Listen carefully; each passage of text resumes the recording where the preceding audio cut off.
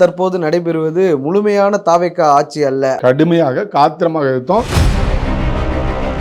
ஜனநாயகத்தை ஆரோக்கியப்படுத்தணும். அப்ப ஓட்டு போட்டவனுக்கு உபத்திரம் பண்றீங்கன்னு அர்த்தமாயிடும். சட்டமன்ற நாடாளுமன்றங்களை விட அதிகாரம் படைத்தவர்கள் மக்கள். பிரச்சனையே இல்லைன்னு காட்டணும். அது மக்கள் பிரச்சனையை மழுங்கடிக்கணும். கார்பரேட்டுகளுடைய சுரண்டலை அதிகரிப்பதற்கு எந்தெந்த மயக்க மருந்து கொடுத்து மக்களை மயக்கலாம் அந்த புரிதலில் தான் ஆளும் பாஜகவும் அப்படிதான் நடந்துக்குது. எனவே எல்லாவற்றையும் மக்கள் மன்றம் தான் சமாளிக்கணும். மக்கள் மன்றம் தான் தீர்ப்பளிக்கக்கூடியது. சிஜேபி மட்டுமல்ல, இன்றைக்கு இந்தியா முழுவதும் மாணவர்கள் கல்வி வளாகங்களில் போராடி கொண்டிருக்கிறார்கள்.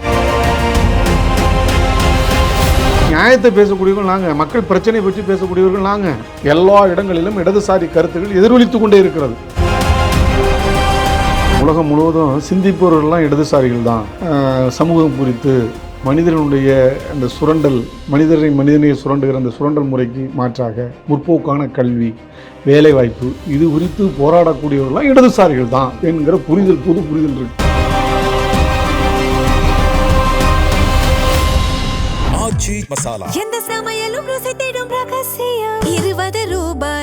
Every season begins with KBG Trips. Travel without stress. Think holidays. Think KBG Trips. MP and I, 14 years of legacy, 250 plus projects delivered. Introducing Growth Guarantee Homes from MP Developers. Trust forever. Red நூல் தமிழ் நேயர்கள் அனைவருக்கும் வணக்கம். இன்று நாம் சந்திக்க போகும் சிறப்பு விருந்தினர் இந்திய கம்யூனிஸ்ட் கட்சியின் மூத்த தலைவர் திருமிகு லெனின் அவர்கள். சார் வணக்கம். வணக்கம். தமிழ்நாட்டில் தற்போது நடைபெறுவது முழுமையான தாவேக ஆட்சி அல்ல, அது உண்மை அல்ல அப்படிங்கிற துணியில உங்களுடைய மூத்த தலைவர் திருப்பூர் நாடாளுமன்ற உறுப்பினர் திருமிகு சுப்பராயன் அவர்கள் சொல்லியிருக்கிறார். ஏன் ரொம்ப நாளுக்கு அப்புறம் ஒரு கூட்டணி அமைச்சரவை தமிழ்நாட்டில் உருவாகிருக்கு, அவங்களுடைய ஆட்சி நிர்வாகத்தையே கேள்விக்குள்ளாக்குறீங்களோ? இல்லை, அப்படி இல்லை. இந்த அரசை வெளியிலேருந்து ஆதரிக்கிறோம். கூட்டணி ஆட்சியை நாங்கள் ஏற்றுக்கொண்டு இருக்கிறோம். நாங்கள் ஆட்சியில் பங்கேற்கவில்லை என்றாலும் பங்கேற்கக்கூடியவருடைய விருப்பங்களை உணர்ந்து ஒரு முதல் முறையாக தமிழ்நாட்டில் ஒரு கூட்டணி அமைச்சரவை வரவேற்கத்தக்கது. ஆனால் அதே நேரத்தில் பல விடயங்களில் குறிப்பாக அது நல்லது பண்ணுற போது ஆதரிக்கிறோம். 12 மாநகராட்சிகளை தனியார் மயமாக்கின போது அதை எதிர்த்து நாங்கள் போராடினோம். அது மீண்டும் திரும்ப போயிட்டாங்க. திருப்பரங்குன்றம் விஷயத்தில் முந்தைய அரசினுடைய நிலையை தொடரும் நாங்கள் வரவேற்றோம். ஆனால் அந்த டாக்குமெண்ட்ரி ஃபிலிம் பப்ளிஷ் பண்ணுறது கூட எங்கேயுமே முழு ஒத்துழைப்பு இல்லை. அது தவறு. அந்த மாதிரி பல போன ஆட்சி காலங்கள்லையும் அதுக்கு முன்னாடி அதிமுக ஆட்சி காலங்கள்லையும் இது மாதிரி பல விஷயங்கள் நடந்திருக்கு. அதெல்லாம் எதிர்த்து தான் போகும். எந்திரம் அப்படித்தான் எப்பவுமே அரசு எந்திரங்கிறது அப்படிதான் இருக்குது. எனவே எல்லாவற்றையும் மக்கள் மன்றம் தான் சமாளிக்கணும். மக்கள் மன்றம் தான் தீர்ப்பளிக்கக்கூடியது. எப்படி தேர்தல் தீர்ப்பளிப்பு மட்டும் இல்லை, ஒவ்வொரு விஷயத்திலையும் மக்கள் ஆழ்ந்து சிந்தித்து கொண்டிருக்கிறார்கள். எனவே அந்தந்த விஷயங்கள்ல இப்படி போயிடக்கூடாது என்கிற நல்லெண்ண அடிப்படையில் எங்களுடைய மூத்த தலைவர் சுப்பராயன் அவர்கள் தெரிவித்தார். இன்னொரு விஷயங்கள்லையும் கண்டனம் தெரிவிக்கிறார். நம்ம பார்க்குறோம், அங்கங்கே விமர்சனம் பண்றாரு. என்னன்னா, இடதுசாரி இயக்கங்களை குறிவைச்சு இந்த அரசு சில விஷயங்களை பண்ணுது. அது மாணவர் அமைப்பு ஏபிவிபி இருக்குது, காங்கிரஸோட மாணவர் அமைப்பு இருக்கு.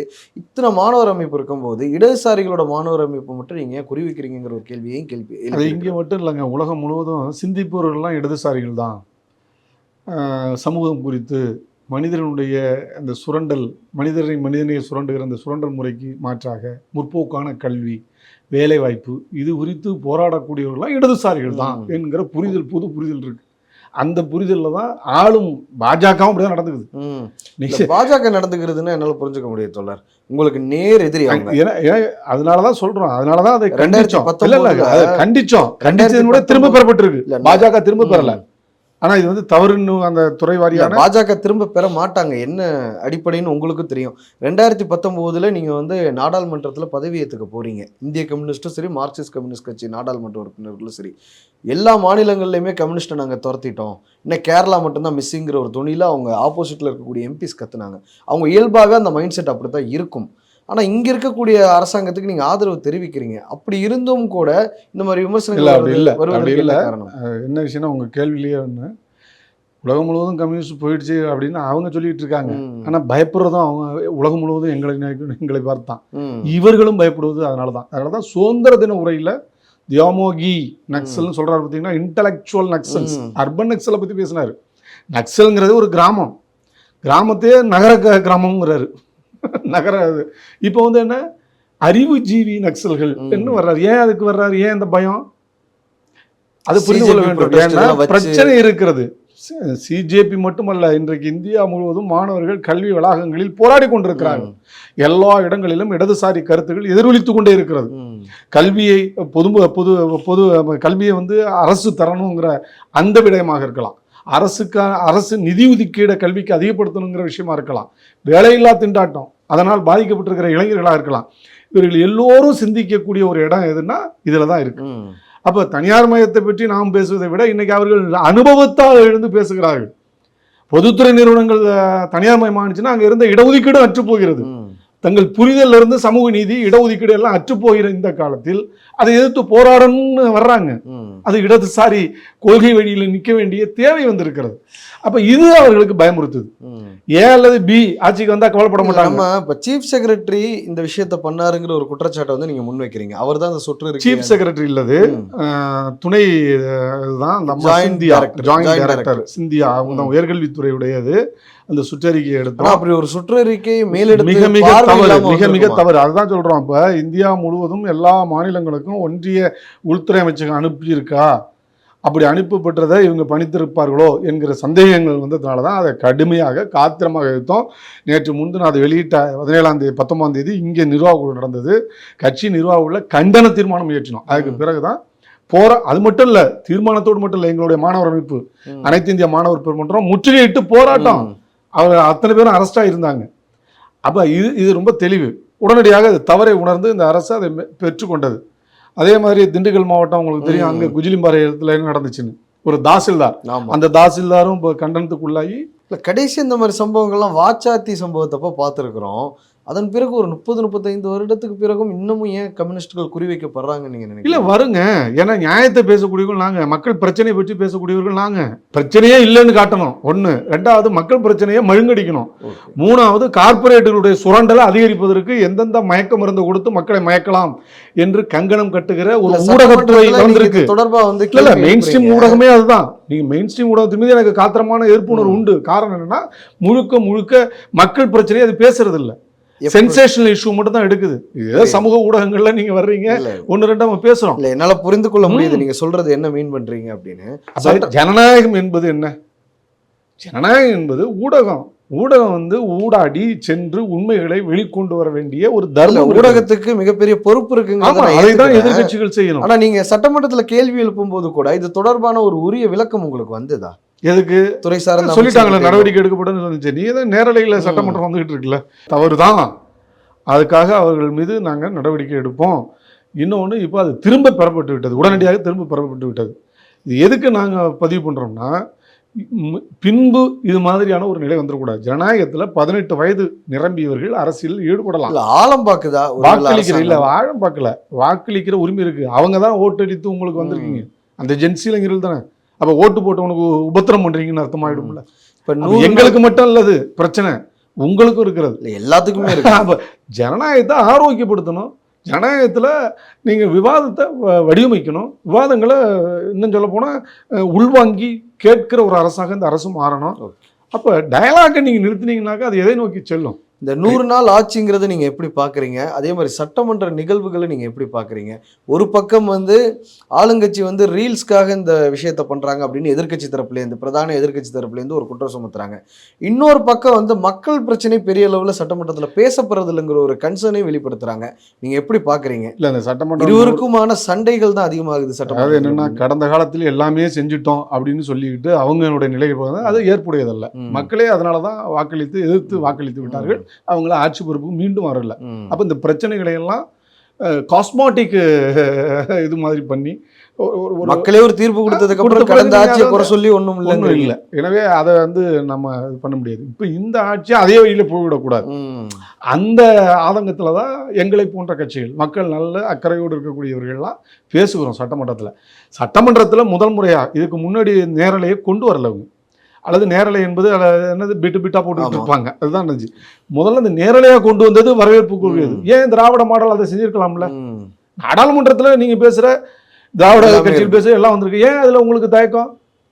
நீங்க ஜனநாயகத்து மீது நம்பிக்கை உள்ளவர்கள் ஏன் கொண்டு வந்திருக்கலாம்ல, ஏன் கொண்டு வரல? ஆனா நேரலையில் இப்பவுமே எதிர்கட்சிகள் எல்லாரும் எழுப்புற கன்சர்ன் என்னன்னா, நாடாளுமன்றத்தில் நீங்க பார்த்துருப்பீங்க, பெரிய அளவில் இதற்கு முன்பாக மன்மோகன் சிங் இருந்தப்பவும் சரி, இவங்க இருக்கும்போதும் சரி, பேசுற உறுப்பினர்களுக்கு டைமே கிடைக்காது. அதை மீறி தான் எல்லாரும் பேசிட்டு இருந்தாங்க. அந்த லைவை நம்ம பார்த்துருக்குறோம். ஆனா சட்டமன்ற லைவ் வந்து அப்படிதான் நடக்குதுன்னு நீங்க இல்ல பாக்குறீங்க? லைவ் இருக்கு, முதல்ல லைவ் இல்லாத லைவ் வந்திருக்கு. இன்னும் அது வந்து செழுமைப்படுத்தப்படணும். நீங்க சொல்ற ஏன்னா மாதிரி அவங்க இல்ல நீங்க சொல்ற மாதிரி பேசுறவங்க முகத்தை காட்டாம நாடாளுமன்றத்துல ராகுல் காந்தி பேசினாருன்னா அவர் முகமே காட்ட மாட்டாங்க. சபாநாயகர் சபாநாயகர் முகம் முகம் இருப்பாங்க. இருப்பாங்க. மோடி பேசினா யாரையும் காட்ட மாட்டாங்க, அவர் முகத்தை இங்க மட்டும் ராஜ்மோகன் அவர்கள் அமைச்சர் பேசும்போது என்ன சொல்றாருன்னா, எதிர்க்கட்சிகளை காமிங்கன்னா அப்ப ஆப்வியஸா நீங்களே ஒத்துக்கிறீங்கன்னு அர்த்தம். எதிர்க்கட்சி உறுப்பினர்களை காமிக்கலையோ அப்படிங்கிற ஒரு கேள்வி வரும்ல. இல்ல காமிக்க வேண்டும் என்று ஒரு அமைச்சர் பேசுறாருல்ல, நீங்க அதையும் பார்க்கணும்ல. அது ஒரு நல்ல அம்சம் தானே. நீங்க எல்லாத்தையும் வந்து விமர்சனம் பண்ணலாம். இந்த விஷயம் நீங்க ஏன் பண்ணல உங்க ஆட்சி காலத்துலங்கிற கேள்வி வருது இல்ல. பண்ணாத ஒரு விஷயத்த பண்ணியிருக்காங்க. அதுல இப்ஸ் அண்ட் பட்ஸ் இருக்கா, அதை எடுத்து சொல்லுங்க, அதை பேசலாம். இன்னும் சொல்ல போனா சட்டமன்றத்துக்கான அந்த குழு இருக்கு. அந்த இதையுமே சொல்லியிருக்காரு, அவை குறிப்புல இருந்து நீக்கிறத வந்து யாரும் பப்ளிஷ் பண்ணக்கூடாதுங்கிறதே பப்ளிஷ் பண்ணக்கூடாதுன்னு இருக்குது. அதெல்லாம் இருக்குது. அப்ப இன்னும் சபாநாயகரும் பல விஷயங்கள் வந்து அமைச்சர்களே சொன்னதை வந்து எக்ஸ்பென்ஸ் பண்ணியிருக்காரு, நீக்கியிருக்காரு. அப்ப இதெல்லாம் ஒரு பாசிட்டிவானது தானே, ஜனநாயகத்தை மேம்படுத்துறதுக்கான விஷயம் தானே. ஆனா அதே நேரத்துல பர்சனல் அட்டாக் வருது, அது தேவை. இன்னைக்கு நீங்க பாத்திருப்பீங்க மரபார்ந்த நம்முடைய ஜனநாயகத்துல கரூர் கம்பெனின்னு செந்தில் பாலாஜியை நோக்கி ஒரு அமைச்சர், மின்சாரத்துறை அமைச்சர் ஒரு குற்றச்சாட்டு முன்வைக்கிறார். பதிலுக்கு எதிர்க்கட்சி தலைவர் வந்து சங்கி அமைச்சர் அப்படிங்கிற ஒரு விஷயத்த சொல்றாரு. சங்கி இன்னொரு பக்கம் வந்து டாய்லெட்ல உட்காந்துட்டு இருந்தாருன்னு அந்த அமைச்சர் சொல்றாரு. டாய்லெட்ல உட்கார்றத கணக்கெடுக்கிறது தான் ஒரு அமைச்சர் நியமிச்சிருக்கீங்களான்னு இவங்க கேட்கறாங்க. இப்படி ரெண்டு கட்சிக்கும் எதிரான அந்த பைபோலார் பாலிடிக்ஸ்ல சண்டைகள் தான் பிரதானப்படுத்தப்படுது, மக்கள் பிரச்சனை முன்னிலைப்படுத்தப்படுவதில்லைங்கிற ஒரு கன்செப்ட் இருக்குல்ல. நிச்சயமா அது வேண்டாங்கிறது தான் நம்மளுடைய இது. ஏன்னா இந்த ஆட்சி பொறுப்புக்கு வந்தவுடன் முன்னாள் முதலமைச்சரை இல்லம் தேடி சென்று சந்தித்து வந்தார். பல மூத்த தலைவர்களை எல்லாரையும் நேரடியாக சந்தித்து வந்தார், எல்லா கட்சி தலைவர்களையும், எடப்பாடியை தவிர. அதான் சொல்லிட்டேனே. ஆனால் அண்ணாதிமுக இன்னொருத்த பார்த்தாரு, அதையும் நாங்கள் விமர்சனம் பண்ணோம். அது ஜனநாயகத்துக்கு ஒரு முகிழ்ந்து வரும் ஜனநாயகத்துக்கு அழகல்ல, அந்த மாதிரி பண்ணக்கூடாது, அது இன்டென்ஷனாக வேறு மாதிரி ஆகிடும் என்கிற காரணத்தால் சொன்னோம். இதெல்லாம் நல்ல அம்சம். ஆனால் அதே நேரத்தில் ஜனநாயக ரீதியாக நடக்க வேண்டிய சட்டமன்றத்தில் பர்சனல் அட்டாக் வருது. உங்களுக்கு தெரியும், எல்லாரும் பார்த்துக்கிட்டு தான் இருக்காங்க, யாரையும் அங்கே போய் தேட வேண்டியதில்லை. இன்னொன்று, தோல்வி பெற்று விட்டதுனாலே ஜனநாயகத்தில் அவர்கள்லாம் அழிந்து விட்டார்கள் என்ற இவங்க கொள்கை தலைவராக வச்சிருக்க காமராஜர் தோல்வி அடைஞ்சிருக்காரு. எல்லாருமே தோல்வி அடைஞ்சாங்க. அண்ணா தோல்வி அடைஞ்சிருக்காருங்க, எல்லாரும் தோல்வி அடைஞ்சாங்க. தோல்வி வெற்றி ஏன் ஜெயலலிதா அவர்கள் ஆடாத ஆட்டமா இல்ல, வாஜ்பாய் தோல்வி அடைஞ்சிருக்காரு, வாஜ்பாய் தோல்வி அடைஞ்சிருக்காரு, ராகுல் காந்தி தோல்வி அடைஞ்சிருக்காரு. ஏன் இந்த பிரதமர் எல்லாத்துக்கும் மேல மூன்று இதுல வந்து எல்லாத்துக்கும் மேல தோழர் நல்ல கண்ணு தோல்வி அடைஞ்சிருக்கிறார். வெற்றி தோல்வி, ஜனநாயகம் என்றால் இரண்டும் உண்டு, வெற்றியும் அடையலாம் தோல்வி அடையலாம். தோல்வி அடைந்தால் தோண்டு போறவங்க கம்யூனிஸ்டுகள். அதனாலதான் தன்னுடைய 100 வயது வரலையும் மக்கள் நலனுக்காக தமிழ்நாடு முழுவதும் அவர் சுற்றி பேசியிருக்கிறாரு, போராட்டங்களை கலந்திருக்காரு. ஏன்னா ஜனநாயகம் அதுதான். சட்டமன்ற நாடாளுமன்றங்கள் இருக்கிறது மட்டும் ஜனநாயகம் அல்ல. இன்னும் சொல்ல போனா சட்டமன்ற நாடாளுமன்றங்களை விட அதிகாரம் படைத்தது மக்கள். ஒரு நிமிஷம். சட்டமன்ற நாடாளுமன்றங்களை விட அதிகாரம் படைத்தவர்கள் மக்கள். கான்ஸ்டியூஷன் அதுதான், வி தி பீப்புள். நாம் நமக்காக ஏற்றுக்கொண்ட கான்ஸ்டியூஷன் தான். நாடாளுமன்றம் கூடி வைக்கல, சட்டமன்றம் கூடி கான்ஸ்டியூஷன் வைக்கல. நாடாளுமன்றமே தவறா போதுன்னா மக்கள் எதிர்த்து முறியடிக்கக்கூடிய ஆற்றல் உண்டு, அதற்கான வேலை இருக்கு, அதுக்கான உரிமை இருக்கு சட்டமன்றம். எனவே இது ரெப்ரசன்டேட்டிவ் டெமோக்ரஸி தான். சட்டமன்றம் ஒரு வருஷத்துல ஒரு 50 நாள் நடக்குமா? மீதி மக்கள் மன்றத்துல தான் எல்லாமே முடிவு செய்யப்படும். நிச்சயமா. எனவே நீங்க இப்ப நாடாளுமன்றம் தொடர்ந்து இயங்கு முறைகளிலேயே தவறு நடந்துகிட்டு இருக்கு. எண்ணிக்கை பார்த்தீங்கன்னா நேரு காலத்துலேருந்து அப்படியே கொஞ்சம் கொஞ்சமாக வெட்டி கழுதி தேய்ந்து கட்டர்மான கதையாக இருக்குது. ஆனால் சட்டமன்றத்தில் ஒரு விஷயம் நடந்துக்கிட்டு இருக்குது. இப்போ வந்து 6 மணி வரையிலாம் நடக்குது. இதெல்லாம் நல்ல அம்சம். விவாதங்களுக்கு அதிக முக்கியத்துவம் கொடுக்கணும். வெற்றி தீர்மானங்கள் வருது, மக்கள் முக்கியமான பிரச்சனைகள் வருது, அதெல்லாம் விவாதிக்கணும், அதுக்கு பதில் சொல்லணும். அந்த அடிப்படையில் சட்டமன்றத்தை மக்கள் மன்றமாக மாற்றுகிற, மக்கள் மன்றம் தான் உங்களை தேர்ந்தெடுத்து வந்தது தந்திருக்கிறது. எனவே அவர்களுக்காக நாங்கள் சேவையாற்றோங்கிற உரிமை, அந்த அந்த அந்த அந்த அந்த நேரிய பார்வை மக்களுக்கு வரணும்னா நீங்கள் அப்படி செயலாற்றணும். ஓகே, அதை நீங்கள் செய்யலைன்னா நிச்சயம் மக்கள் எதிர்த்து கேள்வி கேட்பார்கள். அப்போ போராட்டம் ஏன் வருது? தீர்க்க முடியாத பிரச்சனை தானே. எடுத்தோடனே எல்லாரும் போராட்டம் இல்லை, முதல்ல அவங்க கோரிக்கையாக வைக்கிறாங்க, அப்புறம் உரியவர்கிட்ட சொல்கிறாங்க, செய்ய மறுக்கிற போது போராட தலைப்படுறாங்க. போராடுறதுனாலேயே இவங்க அரசுக்கு எதிரானவர்கள் அல்ல, உங்கள் அரசு அதை செயல்படுத்தாதனாலையும் வருது இல்லை. அப்போ இது இப்படி பார்க்க வேண்டும். எனவே மக்கள் வந்து அல்லது மாணவர்கள், இளைஞர்கள் போராடுற எல்லா விஷயங்களும் அப்படி தான் இருக்குது. நீங்கள் அதான் ஒரு பழமொழி உண்டு, கையால் கிள்ள முடியாத நீங்கள் விட்டுட்டிங்கன்னா அப்புறம் கோடாரி வச்சு வெட்டினா கூட போகாது. எனவே சாதாரணமாக ஆரம்ப காலத்திலேயே இந்த குறைகளை தவிர்ப்பதற்கும் அதை சீர் செய்வதற்குமான முயற்சியை அரசு நிர்வாகம் செய்யணும். நம்ம நிர்வாகத்துறை என்னென்னா ரொம்ப பணந்தின்னு கொட்டை போட்டது. எல்லா விதமான தகுதி திருத்தங்களும் தெரிந்த துறை. அதிகாரிகளை பற்றி நமக்கு தெரியும். அரசு அதே அதிகாரிகளுக்கு தான் இப்பவும் இருக்கிறாங்க. ஆமா, அதனால எனவே அந்த ஜாக்கிரதை உணர்ச்சியோடு அரசு செயல்பட வேண்டும். ரொம்ப நன்றி சார், இவ்வளவு நேரம் எங்களுக்காக நேரம் தந்து நேர்காணல் அளித்ததற்கு நன்றி. ஆச்சி மசாலா எந்த சமையலும் ருசி தேடும் ரகசியம் 20 ரூபாய். Every season begins with KBG Trips. Travel without stress. Think holidays. Think KBG Trips. MP and I, 14 years of legacy, 250 plus projects delivered. Introducing Growth Guarantee Homes from MP Developers. Trust forever.